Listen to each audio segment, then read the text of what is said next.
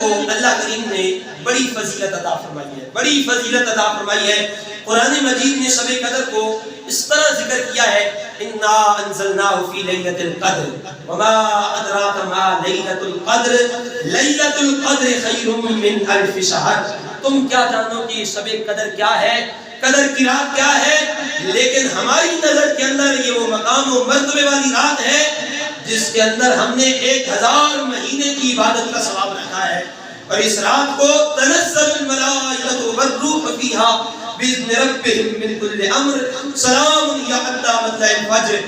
اللہ کی رحمت کے فرشتے دنیا کے اندر نازل ہوتے ہیں اور اللہ کی رحمت کو تقسیم کرتے رہتے ہیں، اور کب تک رہتے ہیں؟ صبح طلوع ہونے تک اللہ کی رحمت کو جو ہے وہ تقسیم کرتے رہتے ہیں اور لوگوں کے اوپر سلامتی بھیجتے رہتے ہیں جو لوگ اس رات کو اللہ کریم کی ذات کے اندر گزارتے ہیں۔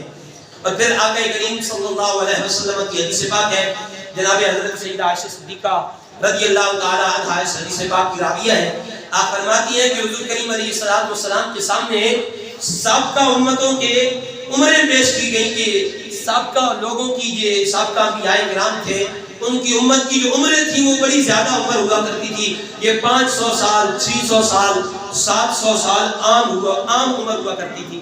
ہر بندہ کم سے کم 5 سال کا ہوا کرتا تھا۔ کم و بیش حضور علیہ السلام پریشان ہوئے کہ میری امت کی عمر ان کی نسبت میں تو بہت کم ہے، کسی کی 70 سال ہے، 80 سال ہے، 100 سال ہے۔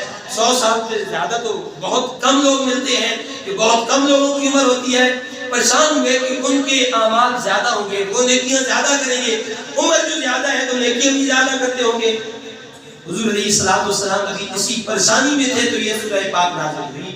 اللہ کریم نے ارشاد فرمایا میرے محبوب پریشان نہ ہو، ہم نے آپ کو ایک رات عطا فرمائی ہے، لیلۃ القدر خیر من الف شہر، کہ اس رات کو ہم نے 1000 مہینوں سے بڑھ کر رکھا ہے۔ ایک بندہ 1000 مہینے عبادتی کرتا رہتا ہے، نمازیں پڑھتا رہتا ہے، نفل کرتا رہتا ہے، اور ایک بندہ جسے شب قدر نصیب ہو جاتی ہے وہ بندہ اس رات ایک رات عبادت کرتا ہے، اس 1000 مہینے کی عبادت ایک طرف، اس رات کی عبادت ایک طرف۔ اور پھر حضور علیہ السلام نے ارشاد فرمایا یہ رمضان کے آخری 10 دنوں کی تاک راتوں میں رکھی ہے، یا 21ویں ہو سکتی ہے، یا 23ویں ہو سکتی ہے، یا 25ویں ہو سکتی ہے، یا 27ویں یا 29ویں ہو سکتی ہے۔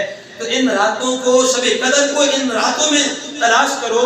اگر تجھے مل گئی، اس کا لطف آ گیا، سرور آ گیا، مالک کی کائنات دنیا بھی بہتر فرما دے گا اور آخرت بھی بہتر فرما دے گا۔ ابھی ہمارے پاس 3 راتیں بچی ہیں، 2 گزر گئی ہیں، 21ویں بھی گزر گئی ہے، 23ویں بھی گزر گئی ہے۔ کیا پتہ 25ویں کے اندر مالک نے رکھی ہو، کیا پتہ 27ویں میں رکھی ہو، کیا پتہ 29ویں میں رکھی ہو۔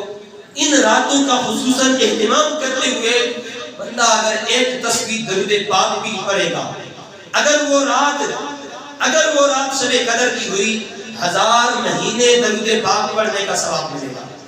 2 نفل پڑھے گا، اگر وہ مطلوبہ رات شب قدر کی ہوئی، 1000 مہینے نفل پڑھنے کا ثواب ملے گا۔ اور اگر وہ رات شب قدر کی ہوئی، بندے نے 1 سپارہ قرآن مجید کی تلاوت کی ہوئی، 1000 مہینے 1 سپارہ قرآن مجید پڑھنے کی تلاوت کا ثواب ملتا رہے گا۔ تو یہ ہمارے پاس موقع ہے، 1 سپارہ پڑھتے ہوئے 20 سے 25، 30، زیادہ سے زیادہ 40 منٹ لگتے ہیں۔ درود پاک کی تسبیح پڑھتے ہوئے 5 سے 7 منٹ لگتے ہیں۔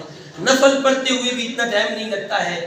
اس رات کے اندر کم سے کم 2 رکعت نماز نفل، 1 تسبیح درود پاک کی، اور اس کے ساتھ ساتھ کم سے کم 1 سپارہ قرآن مجید کا، زیادہ تو کریں تو بہت ہی اعلیٰ ہے، لیکن اگر اتنا بھی کر لیں تو یہ ہمارے لیے بہتر ہے، بہتری کا سبب ہے۔ اللہ پاک ہم سب کو سمجھنے کی اور عمل کی توفیق عطا فرمائے۔ وآخر دعوانا الحمدللہ رب العالمین۔ سنت ادا۔